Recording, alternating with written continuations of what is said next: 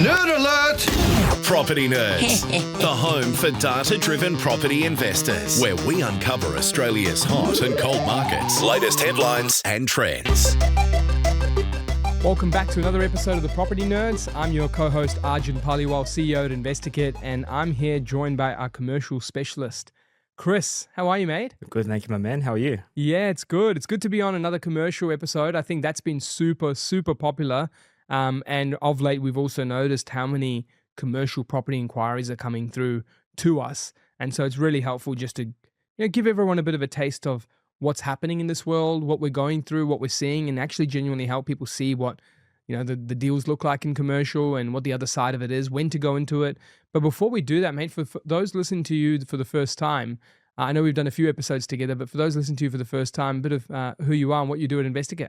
Of course, man. So yeah, I'm the head of commercial at InvestorKit. I've been here for the last 4 years, and I spearhead the commercial acquisition process for our clients, from deal negotiation to due diligence to settlement.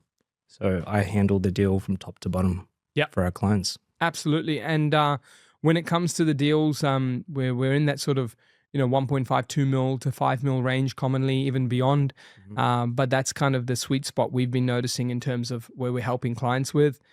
Mate, what I want to jump into before we jump into today's episode, I know we're going to go through some juicy deals, some things that we picked up and helped some clients with. Of course. But before I jump into that, I just want to give those who are new to this episode or new to commercial a bit of an understanding of when we notice is the right time to invest in commercial, because that will then make this make sense. Because if you're looking at some of these insights and case studies we'll give today, they can sound sexy, they can sound exciting, they can sound very cool, but is it the right time for your portfolio? So I'm going to quickly give a shout out for two moments, right? One moment is where if you're an investor who's built a portfolio of lots of residential properties and you're transitioning, and you're transitioning to cash flow stages of your portfolio. And this is where you're like, I feel good about the compounding wealth my residential has, and I want to move to commercial. I still have some borrowing capacity that's quite open.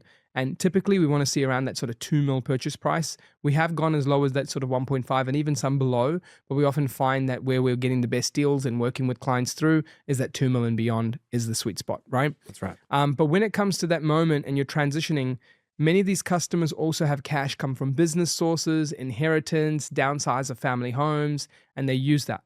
And yes, you can use equity to fund the commercial deals. Many people have used that too. But we find that when you use equity and you're going into a cash flow asset, we often realize that, hey, well, you're not getting as much cash flow as you thought because you're leveraging 105% to that loan. It's still better cash flow than residential, but it's just a thought. So where we find it work best is where those 30% deposits or 20, 25% deposits, depending on the lender, come in and they're from business sources or from inheritance or from downsizing family homes or exiting a few residential properties, because that gives you true mighty cash flow, right? That's right. So that's scenario one. Scenario two is where we've seen clients come in and they've actually are in that consolidation phase of their portfolio. They're usually aged sort of 45 to 60 and they feel like they're looking at that 50s and 60s as that retirement point.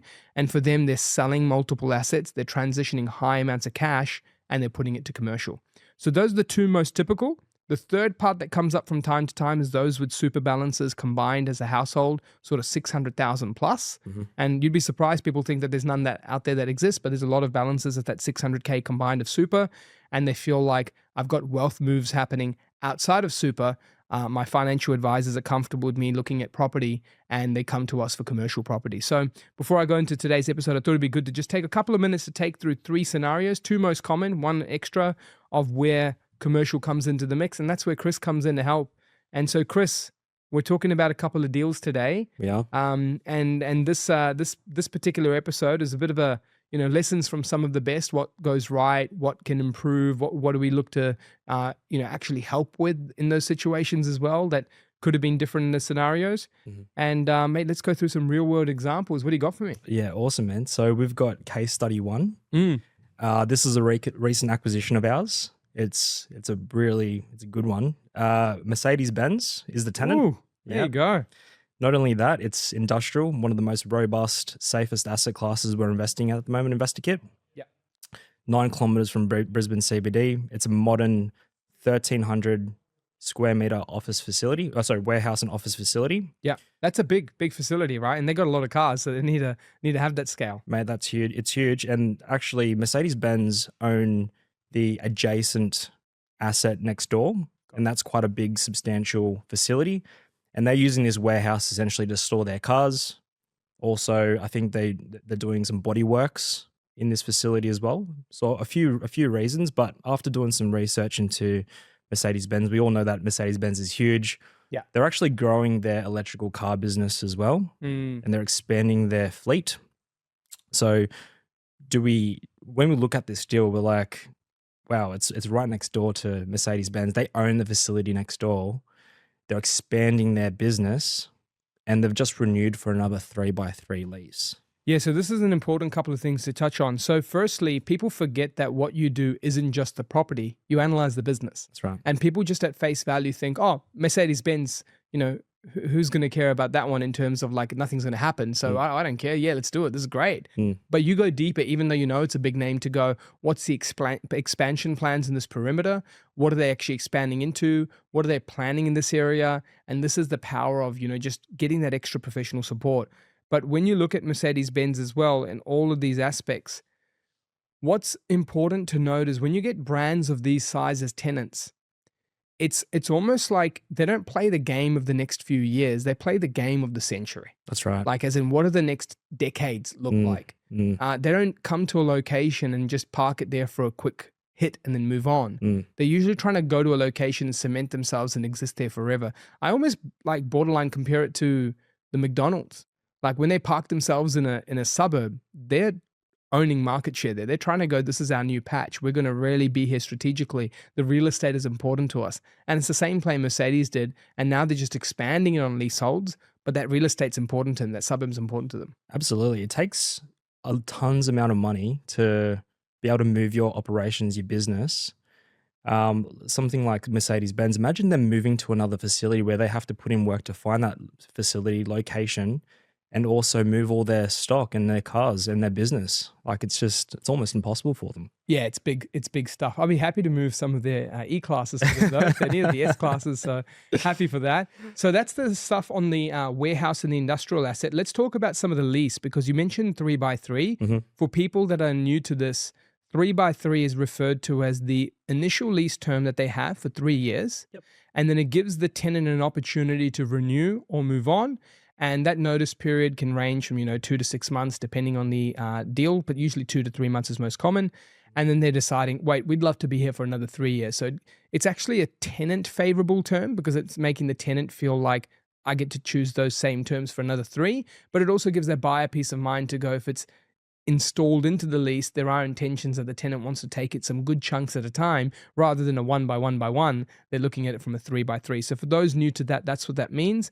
And that also means that if it was tenanted the whole way through just for those 2 segments of the lease, you could see until 2031 that the tenant remains there, and then we could redesign the lease once again for further terms. That's right. So that's a big thing people may not be aware of. But talk to us about the lease information on this.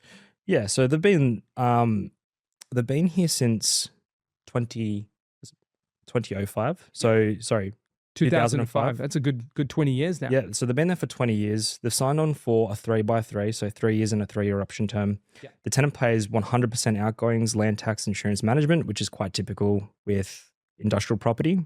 They cover absolutely everything that has to do with any of the outgoings that the property incurs. And Chris, I might interrupt you for that one. That's another thing people will be new to, land tax. That's right. Many places, the lease has land tax covered by the tenant, right? Whether it's from a tenant pays it or the gross rent's high enough to factor it and all that sort of stuff, either or. But having the land tax paid is a big part, because when you get to this purchase price range in residential property, say goodbye to cash flow by a fair bit, because when you're at that 3, 4 mil and 5 mil and you keep going bigger in these prices for residential, that land value is climbing up heavily. And whatever entities and structures you try and be savvy with, it's not going to work. You're still going to be thousands, if not tens of thousands of dollars, depending on the asset size, for land tax. Whereas in the commercial case, the asset value goes up, but the bills don't go up as a proportion to you because they stick with the lease. So that's a big X factor, just to make sure people know. Even though it's normal to us in the commercial space, many residential investors thinking of the timing for that transition should consider that. Yeah, absolutely. That's like a 20K savings. Yeah, per annum. massive, massive. So we've got 201,000 net return. So 2001 plus the outgoings plus GST. Yep. And then per annum, we're getting 3.5 fixed increases on the, Massive. on the lease. Yeah. So this is where it gets juicy. So we have a blue chip tenant with a long-term presence and operational reliance on the site. We have the adjacent warehouse owned by the tenant, which enhances the stickiness. Mm. We have a prime location, 9 kilometers from Brisbane CBD in a tightly held market. Now the vacancy rate here, Arj, 1.7%. That's super tight. In commercial, that is very tight, right? Because usually on resi, it's like, oh, it's all right, 1.7, but different game in commercial. That's right. So resi, what would you say is a tight vacancy rate? 1%? 1% is tight, 1.5 and below is healthy, and then 1.5 to 2 is kind of balanced. Awesome. So in commercial, below 3%, I would classify as a tight rental market. We're looking at days on market for leasing about 3 months. So 1.7% would be equivalent to a resi 0.6%. Yeah, fair call. And you know, of that 3 months as well, so many option terms might have 2 months, 3 months built into it, which means that the notice period whilst you're finding someone means you could move into a new tenant just as someone comes off. Like not all situations happen like that. We forecast 6 months extra beyond the normal option terms for clients just to be conservative, which takes it to a total term of 8 to 9 months of vacancy. That's right. Of which 6 is like unpaid, meaning you're not receiving an income. But in this case, that's a very tight rate. So that's healthy. No, it is. So with recent transactions as well, when we took a look at the data, with weaker tenants, with brand new facilities, are transacting at 5.5% net yield. Wow. 5.5% to 6%. Which is decent, for equivalent but it's not like mind-blowing when it comes to weaker tenancies, right? We've got Mercedes-Benz here. How much do we nail in this one for net yield? 6.3% net. Ooh. You know what's crazy? Is people look at today's numbers, wait till rates come down. That's right. You know what I mean? You're here for 6 years at least minimum with this lease based on an option renewal. And you're thinking of a 20-year history of this market and that expansion into EVs. Now you look at that and you go 6.3 with 3.5% increases, which is only going to keep building. Interest rates come down. That's right. That makes a double whammy. But what's interesting, and I want people to get this, you mentioned a really big point when you said weaker tenants trading at 5.5 to 6. Now, for those who might be new to commercial, let me give you an example. It's the equivalent of having a McDonald's next door to Joey's Kebab and having Joey's Kebab sell to someone at a 5.5% net yield and then McDonald's at 6.3. You're like, hold on a minute. You're buying Joey's Kebab as if it's got more security than McDonald's. Just because Joey's Kebabs is the fresh, brand new building. Hey, you know what? It's the garlic sauce. That's what it is. He must have the greatest garlic sauce of all time. Lines out the door, McDonald's being empty in that place or something. Mate, it's the hummus. Yeah, no, unless their garlic sauce is popping off, there's no way that you should be paying weaker tenants at 5.5 to 6 in the same vicinity, same type of assets. We got 6.3, which shows the power of A, negotiation, but B, pricing analysis. Some people get so trigger happy without professional support on deals like Mercedes-Benz. They want it at all costs. And so they just drive that net yield down in negotiation. They play into the games of the seller's agents. Oh, look, it's going to take a bit more. Oh, no problems. Here's 5.7, 5.2, which at a premium tenant level is still brilliant, by the way. Yeah, of course. But we're not going to just go for it just because it's available to us. We want to see the limits we can push because we know when we negotiate those extra points, they're a game changer for an investor. Exactly right. So the agent quoted 6% on this asset, offers around the 6% mark. So people like other buyers would be like, okay, Mercedes-Benz, 9 kilometers from Brisbane CBD, robust asset class industrial, 6% sounds pretty reasonable, right? And then they'll just hit that 6% in an offer. Whereas when you engage with us, we'll take a look at the market, we'll act with speed, and we'll try to secure it for better than that. So Chris, that's spot on, mate. Now talk to me about cash flow because cash flow is the name of the game. Someone comes up to you and goes, here's a 30% deposit on this. How much are we talking cash flow? And then just as I do my math, let me know if I've got this right from a purchase price level. Are we looking at sort of, at 201,000 on a 6.3 net? We're looking sort of, I'll just bring that up here. 201,000 divided by 6.3. looking at early 3 millions price point here. Yeah, mate. That's Yeah, right. Early perfect. 3 millions. So early 3 millions price point, someone comes in with a, cash deposit of 35%, 30% for deposit and 5% for costs, right? So we're looking at sort of 1.1 million cash down, approximately 1.2 if you want some buffer cash, professional services, things like that. That's right. What sort of returns are they getting in terms of their cash flow on a 30% deposit? Yeah, so this is actual numbers. So we got a loan for this, 70% LVR lease doc loan. Yeah, right? wow. And we secured a interest rate of 6.47%. Massive. So the annual That's cash such good flow, rates as well, actually. the actual cash flow is $56,500 from year one.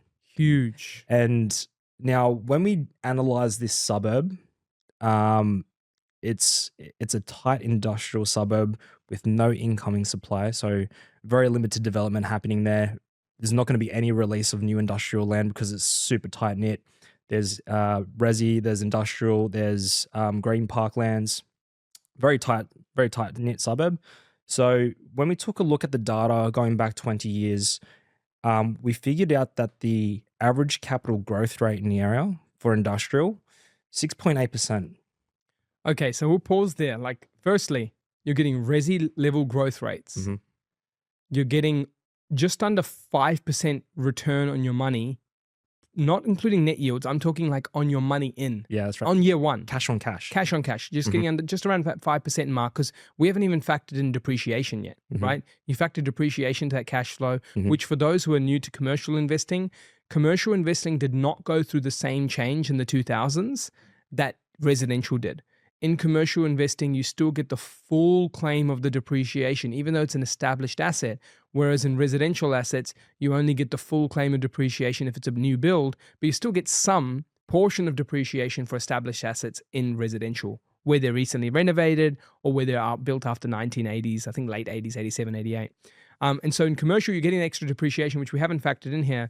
But firstly, before capital growth comes in, it's like you're leaving that 1.1 million cash in a term deposit, getting just under 5% plus depreciation benefits. Then on top of that, you've got that asset growing at just under 7% on a long-term average.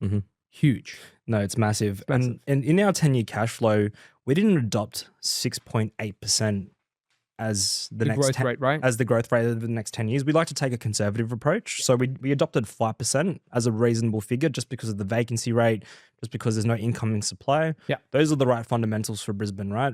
And Brisbane's going to go, it's one of my favorite industrial markets because it's performed so incredibly well within a high interest rate environment. Like leasing is through the roof, 10% over the long-term averages, the 10-year long-term average for leasing.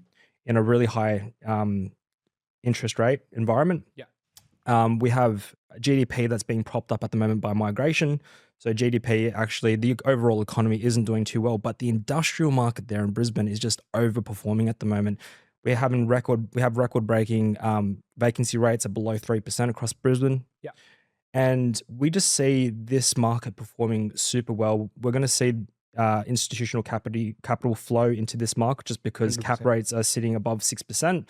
So when you compare this market to Melbourne and Sydney, Melbourne and Sydney, you're still seeing below 5% cap rates. You're not really. And that's the thing with you want to call out there, like Brisbane's seen some rapid growth in the industrial. That's right. But even with that rapid growth, the cap rates have kept up. Whereas we've seen other areas where the cap rates have suppressed massively. And as many people are talking about residential land in some parts of Brisbane being similarly priced to Melbourne. Fair. Because of the boom that Brisbane had and the boom that Melbourne did not have in residential land in the outer parts. But even with that similar land value in many outer parts of Melbourne and Brisbane, we're still seeing the cap rates of Brisbane far superior. And so it just shows that the rents continue to catch up with it, even though the growth occurred. Whereas most cities, when that level of boom occurs in a market, we usually see cap rates come right down to 5% or 4.5%. But then we're seeing them still hang and be touching the 6s, even though there's a boom rate happening of growth. So that's a very, very solid one to jump into. So that's investment one. Let's jump into investment two. Now, for this one, disclaimers alert. This is as wild as it gets in terms of the best of the best.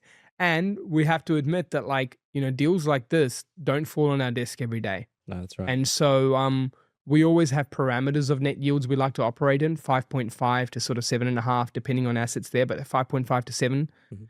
And sometimes you get a unicorn like this that drops on the desk once every, fair few months, right? But then this is super exciting. No, Let's it jump is. into it. It is. So we have a mixed use asset. It's got a bunch of industrial usage, and it's got some office with medical as well. So we have a mixed use asset here. It's located in a light industrial precinct in Gladstone, Queensland. So it's a well-known regional town in Queensland, north of Queensland. It's 100% fully leased, which is great, which is what we want to see across 10 different tenants. The net lettable area is 1,800 square meters, and the site area is 3,000 square meters. So quite a big. So big block, major industrial, mixed precinct, 10 tenancies. And you've got tenancies across mining, medical, light industrial, all sorts, right? Where did this one land from a net yield perspective? So we purchased this asset at 9.07% net yield. Wow. This is wild. Do you know what I mean? Absolute wild. And in this sort of interest rates, it's day one positive cash flow, even if you got the money from equity. That's right. Which is crazy. So our client, our dear client Michael, he receives 120K net cash flow from this property. Unreal. One asset. One asset. How much did this set him back? 2.745 million. Now, in the world of commercial, that's actually very affordable. It is. I know it sounds crazy just to say on a podcast like a couple of mils affordable, but in the world of commercial, that's very affordable. And what I loved about this deal was that even though the numbers looked really good, this is a big X factor here where I'm very grateful to have you in the squad. This part, many people would have seen the net yield from the get-go, even at asking price, and wouldn't have asked a cent lower. Just because the money's so good at that point. You're like, hey, let's just do it.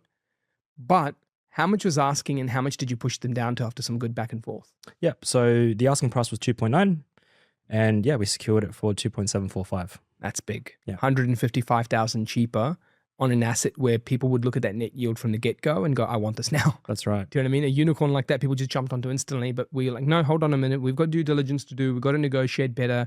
Whilst it's a unique asset, and it's very tough to get comps on assets like that. You dug deep to find some dollar per square meter rates all across the city to go, where is that sweet spot? And the agent understood you. Like, that's a big thing. People negotiate for the sake of negotiating, but then there's negotiating in a way where agents understand where you're coming from. That's how you truly win. Like, where you can actually present a case study, a story, an angling of what you see versus what they see versus, oh no, I just want to put an offer of this much. And it's like, how does someone translate that?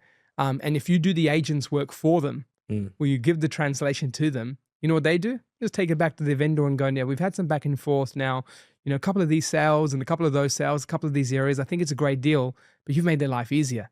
So people forget that to get deals, it's reduce the friction and you get the price you want. I don't know if this works for you, Arj, but I feel like real estate agents treat buyer's agents differently. Oh, 100%. In the deal? 100%. Yeah. I mean, like, think about it, right? You've got two people with the information ability to access it. You've got two people who are trying to make a deal happen. So the buyer's agents, seller's agents know the seriousness of it, but the seller's agents know that they're not going to be mucked around. Yes, there's some people that do, but the seller's agents know they're not going to be mucked around in the sense that there's a committed client that's made that buyer's agent go be up above and beyond with the effort. And then now it's just like, how do we tango? That's right. So it's like you're figuring out a solution rather than sussing out the person.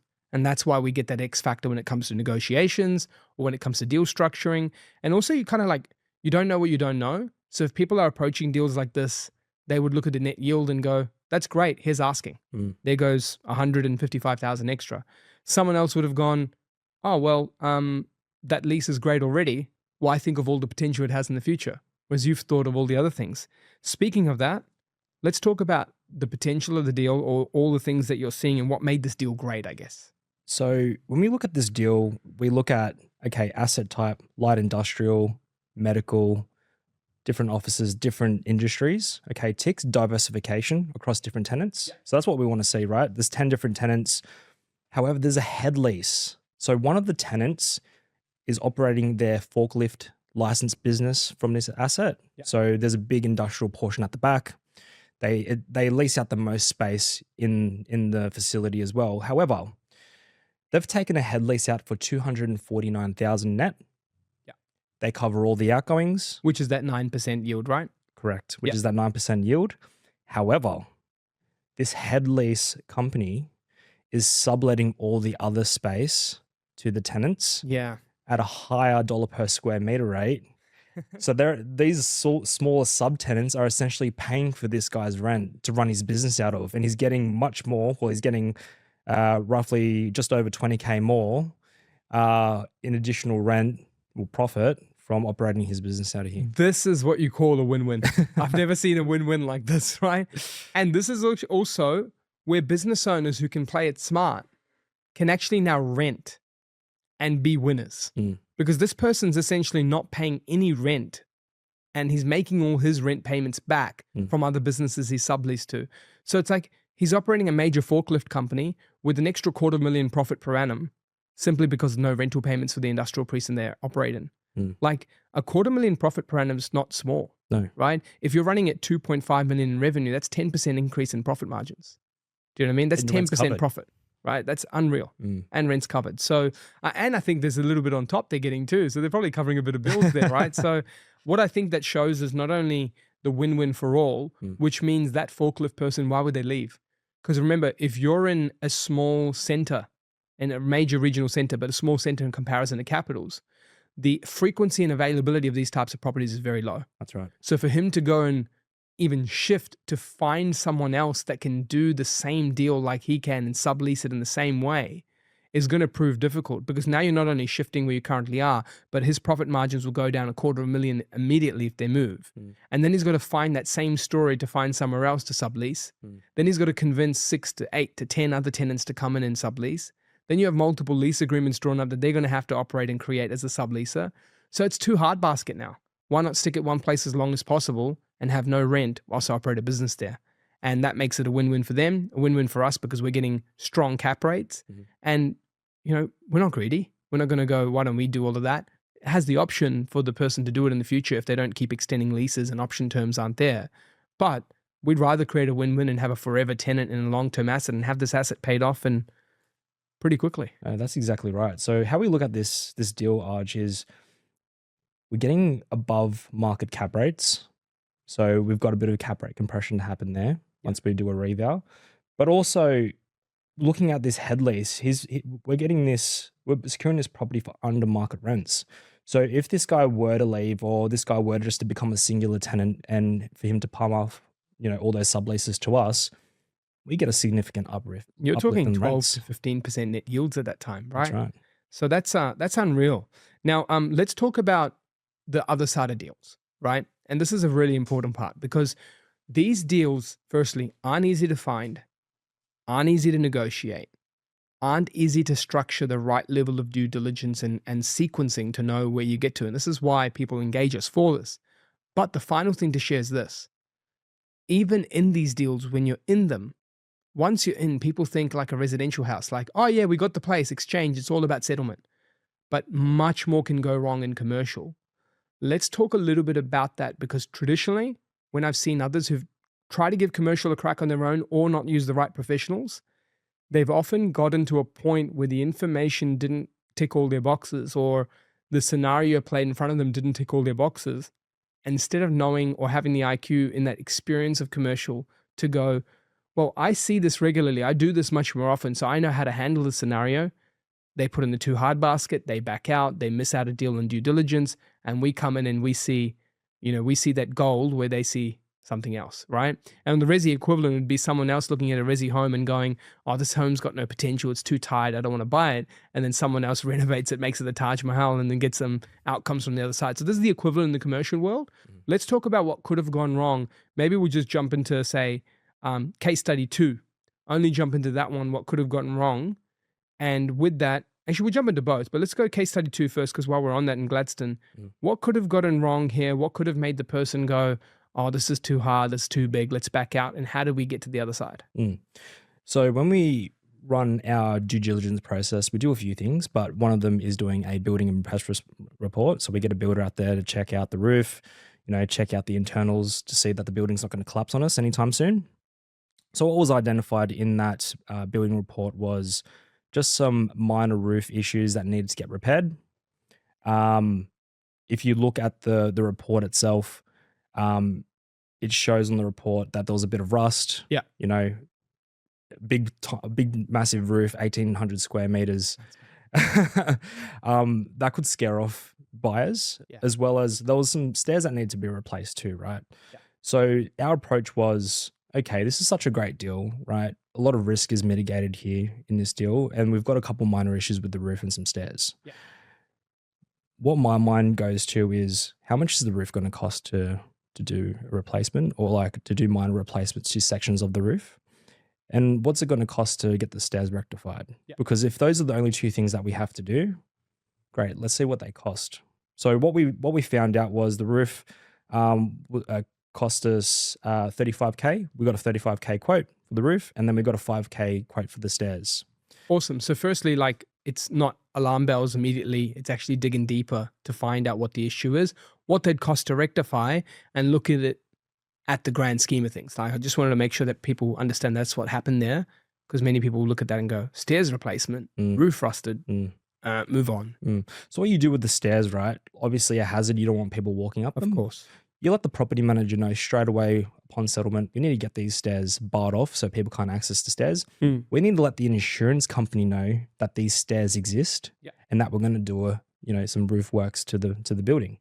Now, the good thing is that, we have good insurance brokers. We're very transparent. We give them the building report. We tell them what's in there, just so we can get that security for our client.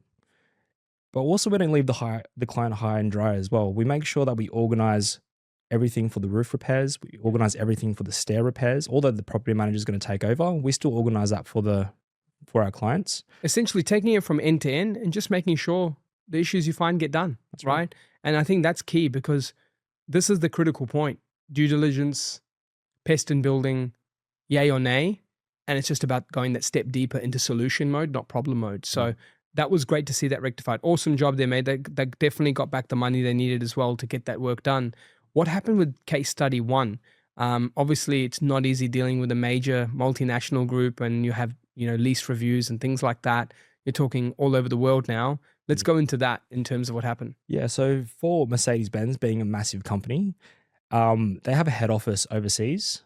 And because this was a recent renewal 3x3, we actually needed to get that lease, signed and executed by one of the head honchos over at Mercedes overseas. And that's a bit of a timing thing, right? And you need to produce that documentation to the valuer, to the bank, because that's what they assess value on, that new renewal that's coming up. It's like the steps of the deal. You can't get through that next step unless you have that piece of document, right? And think about that as well. It's like, imagine you're getting close to your finance states. Typical mum and dad buyer or buyer's agent without this experience would go, no, let's get out. I can't progress. We don't have what we need. This feels sus. But it's like, hey, you've dealt with many multinational purchases. You've dealt with large, 7-8 figure deals. So you kind of go, well, when I'm dealing with these, I know this document's traveling across the world, emails traveling across time zones, information needed. It takes time. And I think one of the biggest things I pick up from there is that as a professional, we're able to convince the seller's agent to give the clauses we need, because we can bring them to that mutual understanding of what the bank needs versus what they've given. And they understand too, dealing with a multinational, that this is the time it takes in these scenarios. And so this is where two parties have positioning strengths. You can position buyer and bank, seller's agent can position vendor, and deals stay alive. Otherwise, just from delays of paperwork, suddenly one corner feels the heat too much, can't express that in the right way to the other corner, and deals fall apart. So yeah, awesome to do that. But I guess the lessons here is, wherever you can, where possible, getting that information on leases earlier. But in our scenario, that wasn't possible. So we have to just be able to work through with both parties, negotiate as cleanly as we can to make the clauses, the timeline suit, so we can get the right leases in the right time eventually and not miss any boxes to tick, which is what we did. And that's allowing us to get through that. But if people aren't aware of that, you're going to get stuck.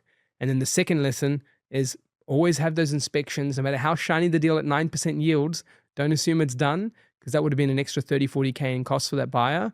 But they've saved on many of those costs and now been able to not only have that, but have a cracker deal that they don't look at those rectifications as the bigger issue.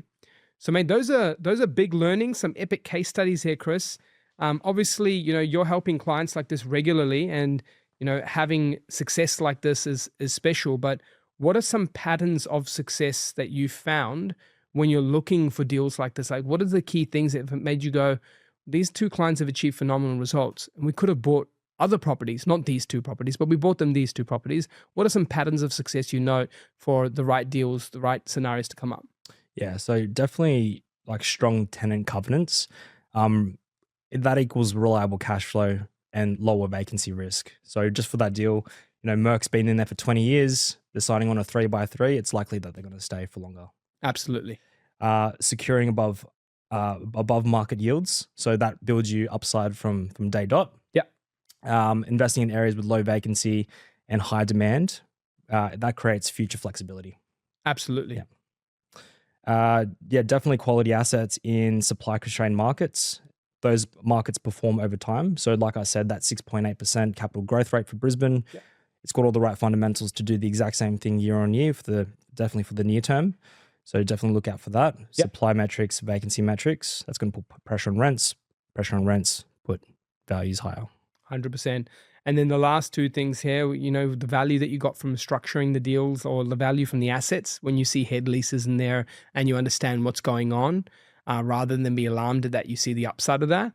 And of course, if you get the right team around you, from brokers, property managers, inspectors, buyers agents, you can all make these deals happen because you understand what's happening and you can handle the things that come up as they come up. So, mate, it's a very special episode there to talk through real deals. And this has been special requests from our clients, special requests from people listening to the podcast, is because, commercial concepts, we'll go deep into them, no doubt. But when you can bring real deals that we're purchasing for real clients, you're able to understand what really goes on, the depth of what we see in deals, what we like, what we don't like, where things can go wrong as well, and how do you patch them up. Love doing this stuff with you, mate, and can't wait to do it again. And thanks again for joining the Property Nerds, Chris. And anyone, I guess, reaching out, Chris is our head of commercial, investorkit.com.au. Schedule a free consultation with our team. Mention that you're interested in commercial if this is something that you're looking at for your portfolio. I gave you scenarios right at the start of this episode. You can go right at the back, and that's when I talked about which scenarios suit commercial property investing. And if that's one of yours and you feel you're there, have a chat to us in the team and be more than happy to help. So thanks again, Chris. It's been fun, man. Thank you for having me. Awesome. Cheers. Game over.